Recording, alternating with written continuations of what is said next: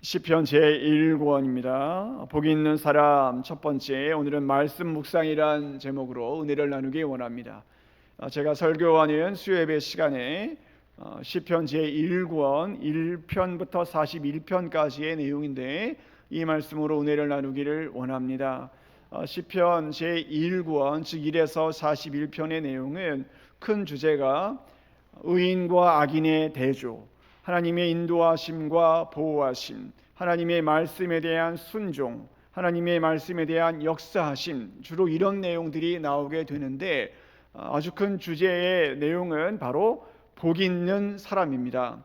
그러니까 이 시편 1권에 나와 있는 내용들은 대부분 다 다윗의 시편들인데 다윗은 복 있는 사람에 대한 이 주제를 크게 관심이 있던 그런 신앙인이었던 것 같습니다. 그래서 오늘 첫 번째 보면 바로 복 있는 사람 이렇게 시작되는 것입니다. 원하기는 이 수요예배 시간에 우리가 복 없는 사람이 아니라 복 있는 사람이 되기를 원하고 이 시편 1권을 바라보는 이 시간 속에 우리가 말씀을 깊이 묵상하고 그 말씀에 순종하고 그 말씀대로 되는 은혜가 충만할 수 있기를 소망합니다. 아멘. 오늘은 그 첫 번째 시간인데 복이 있는 사람은 어떤 사람인가? 바로 말씀을 묵상하는 사람이 복이 있는 사람이다. 오늘 본문은 우리들에게 보여주고 있습니다. 시편 119편 131편의 말씀을 보면 이렇게 기록이 되는데 내가 주의 계명을 사모함으로 내가 내 입에 말씀이 있어가지고 입이 헐떡거렸다 이런 표현이 나옵니다. 그러니까 하나님의 말씀이 내 입에 있으니까 내 입이 헐떡거렸다라는 이 표현이 나오는데 이거 재밌는 표현이죠. 이 헐떡거렸다라는 말은 뭐냐면 하나님의 말씀을 읽고 또 읽어서 내 입이 숨찰 때까지 그 말씀을 계속 묵상하고 읽고 또 읽고 그렇게 반복했다는 것입니다. 그러니까 그것이 바로 묵상입니다.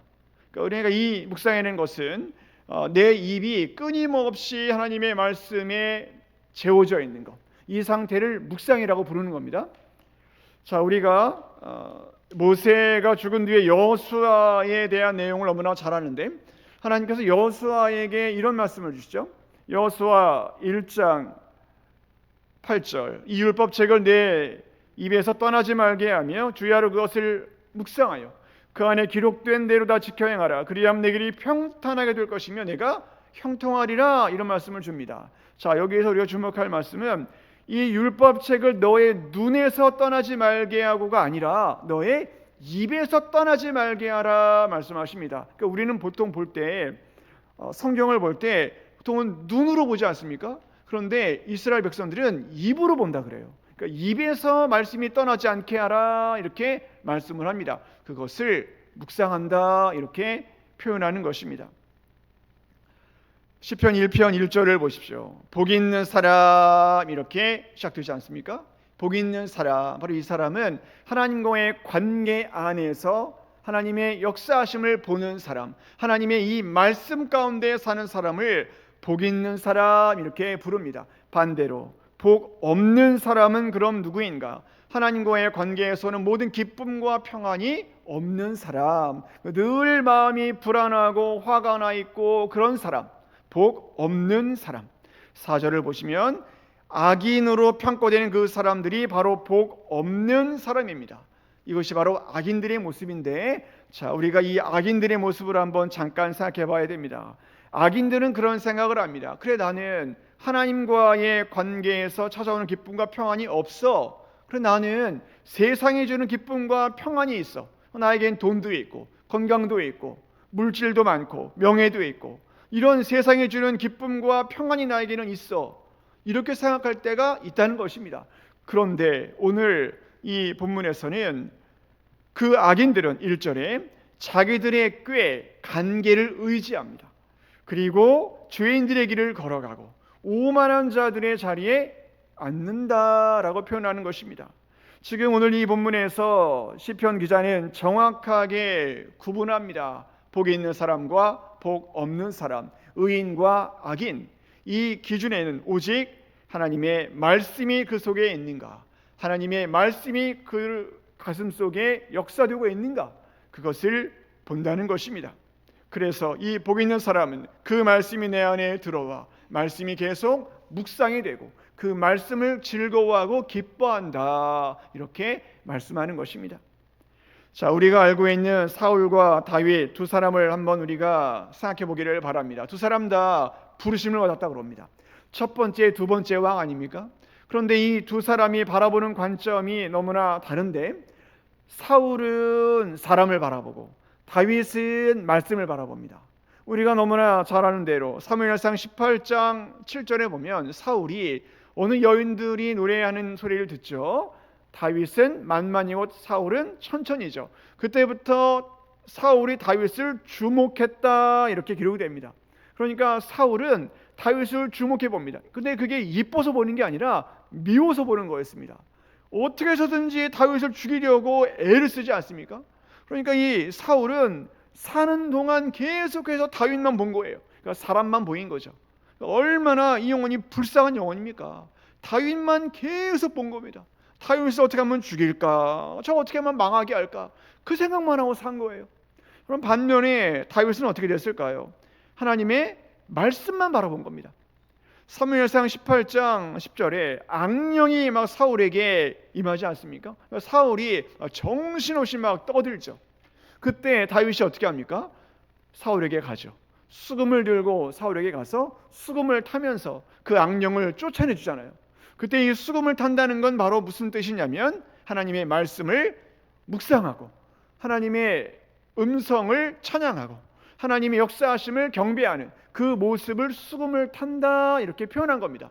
그러니까 다윗이 하나님의 말씀을 묵상하고 하나님을 경배하고 찬양하니까 악령이 떠나갔다, 그렇게 기록이 되는 겁니다. 자, 그럼 반대로 왜 악령이 자꾸 임합니까? 말씀이 없으니까. 하나님의 말씀이 없고 찬양이 없고 늘 원망 불평 사람 바라보고 이러다 보니까 악한 영이 가득히 들어오는 거예요. 항상 이 사람은 사나워요. 지금 오늘 우리가 이 본문을 주목해 봐야 됩니다. 지금 다윗은 사울이 아니라 말씀 바라봤다고요. 그러니까 이 말씀을 바라보니까 하나님의 역사하심이 그에게 있고 아무리 사울이 그를 괴롭혀도 이길 수가 없는 겁니다. 이 자리에 나오신 여러분, 지금 우리가 무엇을 바라보고 있을까? 사람 바라보고 있는가? 그럼 넘어집니다. 사람 바라보시면 반드시 넘어지게 되어 있습니다. 우리는 누군가 좋아서 바라본 적이 없습니다. 누군가 싫으니까 계속 바라보는 거예요. 주목하고. 그런데 성경은 사람 바라보지 마라, 특히 사람 바라보고 교회 나오지 마라, 넘어진다는 겁니다. 여러분 한번 해보십시오. 사람 바라보고 교회 나오시잖아요. 100% 시험 들어요. 항상 시험 됩니다. 넘어져요. 하나님의 말씀을 바라보고 교회에 나와야지. 하나님의 말씀을 사랑하고 예수님 믿어야지. 그래야 복 있는 사람으로 산다는 겁니다. 언제든지 우리가 다윗도 되고 사울도 되는 거예요. 그러니까 우리가 오늘의 말씀을 꼭 기억하고 다윗과 같은 모습으로 살아가기를 원한다면 하나님의 말씀만 붙잡으시기를 원합니다. 그래서 3절 보십시오. 3절에 그는 복 있는 사람이죠. 시냇가에 심은 나무가 철을 따라 열매를 맺으며 그 잎사귀가 마르지 아니함 같으니 그가 하는 모든 일이 형통하리로다. 아멘. 말씀하지 않습니까? 우리가 얼마나 사랑하는 말씀입니까? 이스라엘에서 가장 복이 있는 나무는 시냇가에 심겨진 나무입니다. 제 뒤를 보시면 그런 나무가 있죠. 그게 얼마나 예쁜 나무예요? 이 나무가요? 시냇가에 심겨진 나무잖아요. 여러분, 이 나무는 가뭄이 와도 걱정이 없어요. 철을 따라 계속해서 열매를 맺을 수 있습니다. 시냇가에 심겨졌으니까. 자기가 아무리 애쓰지 않아도 그냥 살 수 있는 겁니다. 얼마나 복된 나무입니까? 그것이 바로 복 있는 사람의 모습이라는 것입니다. 이 시냇가, 하나님의 말씀에 잠겨있는 사람은 복이 있다. 왜냐하면 그 말씀이 역사가 되고 열매를 맺고 마르지 아니함 같고 모든 일이 형통하니까 얼마나 복이 있습니까? 반면에 4절, 바람에 나는 겨와 같이 그 악인들은 속히 사라진다. 왜냐하면 물이 없으니까, 은혜를 못 받으니까, 메말라 가니까 지속적인 성령의 은혜가 없으니까 말라간다는 것입니다. 오늘 이 3절에 나오는 시냇가는 2절에 주야로 유사한 이 내용인데 바로 지속적인 말씀의 묵상이 여기에 담겨 있는 것입니다. 하나님의 말씀을 만나고 교제하고 하나님의 음성을 듣고 그 말씀 따라 살아가는 것, 그것이 우리들에게 너무나 중요하다는 것입니다. 그래서 오늘 이 본문 5절과 6절을 보시면 악인과 의인의 삶이 이제 구분이 되죠. 근데 이 악인은요, 의인의 자리에 들지를 못합니다. 이 죄인들은 또한 의인들의 모임에도 참여하지를 못합니다. 완전한 불리함, 완전한 구분이 여기에서 등장합니다. 그 이유는 악인에게는 하나님의 말씀이 없습니다.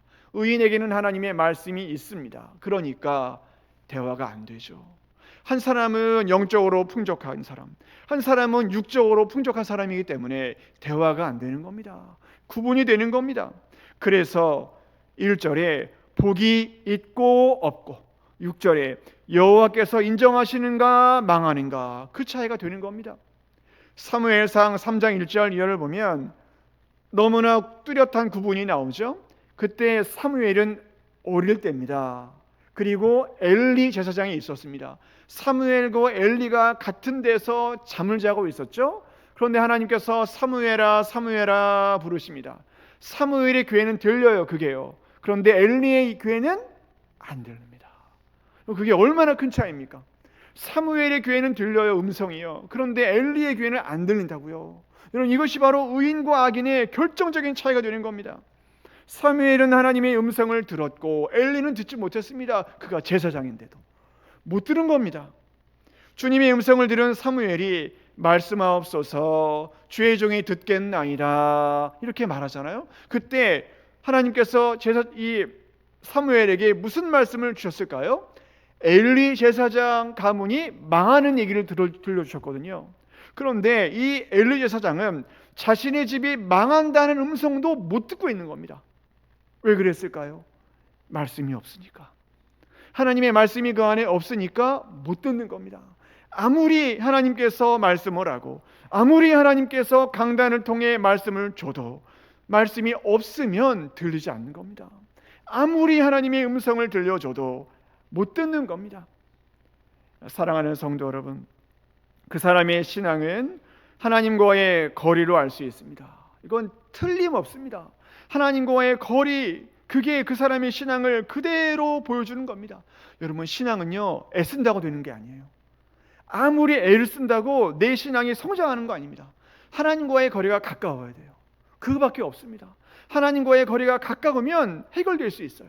그래서 야고보 사도가 야고보 4장 8절에서 하나님을 가까이 하라, 그리하면 너희를 가까이 하시리라 말씀하지 않습니까? 그거밖에 없는 겁니다. 하나님을 가까이 하는 것, 바로 그 사람이 축복받는 인생이 된다는 것입니다. 자, 그러면 하나님을 가까이 한다는 게 뭔가? 하나님의 말씀을 묵상하는 거예요. 하나님의 말씀을 읽고 그 말씀에 순종하는 것, 그것이 바로 하나님을 가까이 한다는 겁니다. 미국의 그 첫 여성 앵커였고 인터뷰에 대가로 불려있던 이 바바라 월터스라는 분이 있습니다. 이 바바라 월터스는 많은 사람들과 인터뷰를 했는데 인터뷰를 한 대상들이 가장 좋아하는 앵커였대요. 이 바바라 월터스가요.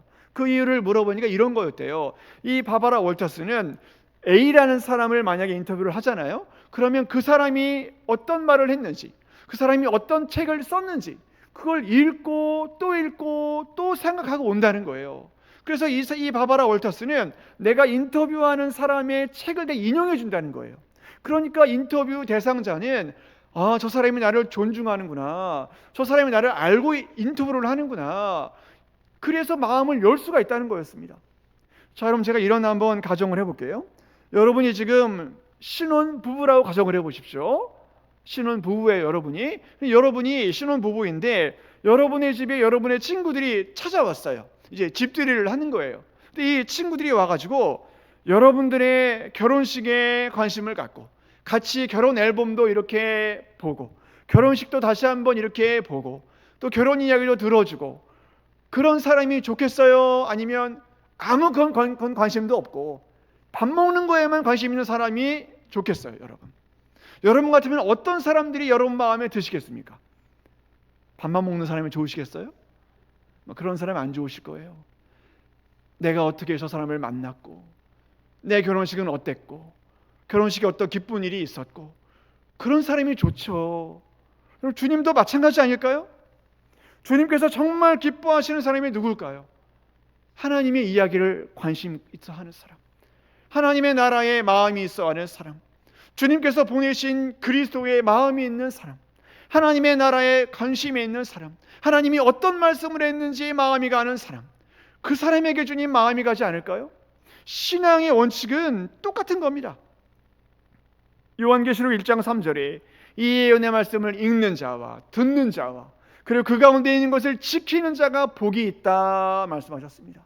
그러니까 하나님의 관심은 하나님의 이 모든 사역을 기록해 놓은 이 말씀을 읽고 듣고 지키는 자에게 관심이 있다는 것입니다. 또한 사무엘상 2장 30절에 나를 존중히 여기는 자를 내가 존중히 여기고 나를 경멸히 여기는 자를 내가 경멸하리라. 주님 말씀하지 않았습니까? 신앙의 원칙은 너무나 단순합니다. 주님 사랑하는 사람을 주님 사랑하시는 것입니다. 하나님의 말씀을 사랑하는 사람, 그 사람을 주님께서 사랑하시는 것입니다. 사랑하는 성도 여러분, 원하기는 이 자리에 있는 모든 영혼들이 올 한 해 영원토록 복이 있는 사람으로 살아가시기를 원합니다.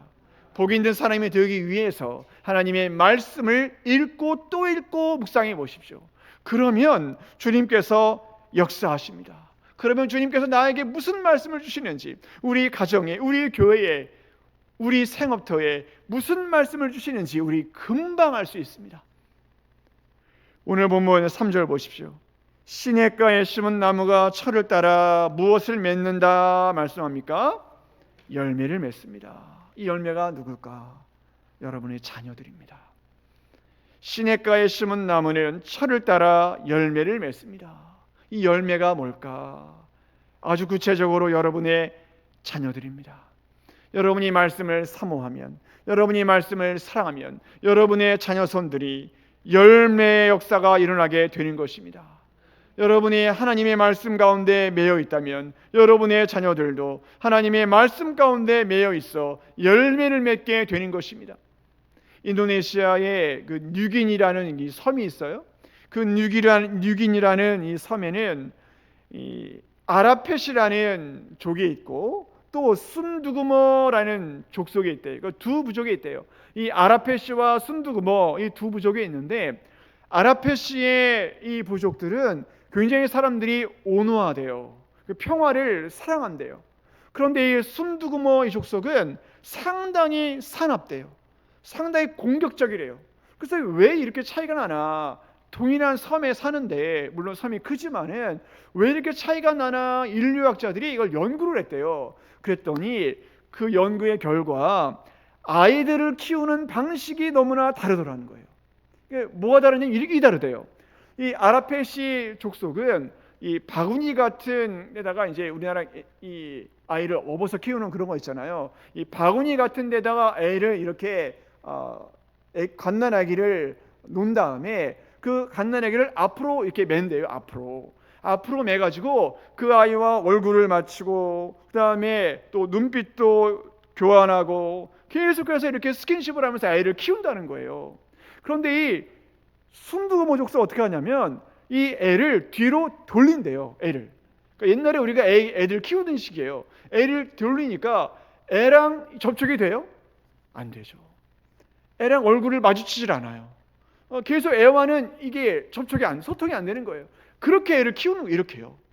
그렇게 애를 키우다 보니까 이 아라펫이 족속은 항상 아이와 접촉을 하고 항상 아이와 만나다 보니까 온순해지고 온화해지고 평화를 사랑하는데 엄마와 접촉이 전혀 없이 자란 아이들은 공격적이고 상당히 평화를 미워하고 사납고 이렇게 된다는 겁니다.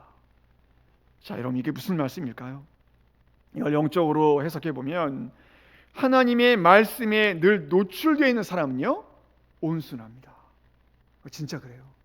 하나님의 말씀에 노출되어 있는 성도들은요, 온화해요. 평화롭습니다. 이 사람들은 온유해요. 성품 자체가 이렇게 깎여 있어요, 하나님의 말씀으로. 그런데 말씀이 없는 사람들 있잖아요, 날카로워요. 늘 뭐가 이렇게 화가 났어요, 이 사람들은요. 왜냐하면 말씀이 없으니까. 말씀의 검이 없거든요. 그래 못된 성품 그대로 그냥 살아요. 말씀이 없으니까. 말씀은 검인데, 히브리서 4장 20절의 말씀대로 말씀은 검이 되어가지고 우리를 찔러 쪼개기 때문에 말씀에 있는 사람은 무섭거든요, 하나님이. 그러니까 함부로 말 안 해요. 근데 말씀이 없는 인간들은 무서운 게 없거든요. 막 해요. 그러다가 심판받아 죽어요. 사랑하는 우리 성도 여러분, 오늘 이 본문은 너무나 중요한 말씀을 우리에게 주고 있는 거 아닙니까? 복 있는 사람이 되라는 거 아닙니까? 복 없는 사람 되면 얼마나 어렵습니까? 교회도 복이 있어야 되는 거고, 가정도 복이 있어야 되고, 여러분 자신도 복이 있어야 되고, 아멘할 때까지 나라도 복이 있어야 되고, 여러분 정말 복이 있어야 되잖아요. 복이 없는 사람하고 같이 다니잖아요. 진짜 힘들어요. 같이 맨날 사고 당해야 돼요. 복 없는 사람하고 다니면요. 여러분 복 없는 사람하고 같이 가고 싶으세요? 그 사람 받는 벌 나도 받아야 되는데, 복 있는 사람하고 다니셔야죠. 그래야 여러분들 같이 복 받는 거 아닙니까? 원하기는 부디 올 한 해 말씀을 깊이 묵상하셔가지고 복 있는 사람으로 사시고, 여러분을 통해서 여러분의 가정과 여러분이 섬기는 교회와 여러분이 있는 이 나라가 복을 받는 그런 공동체로 쓰임받고 거듭나는 그런 역사하심이 우리 모두에게 일어날 수 있기를 주의 이름으로 간절히 축원합니다. 아멘.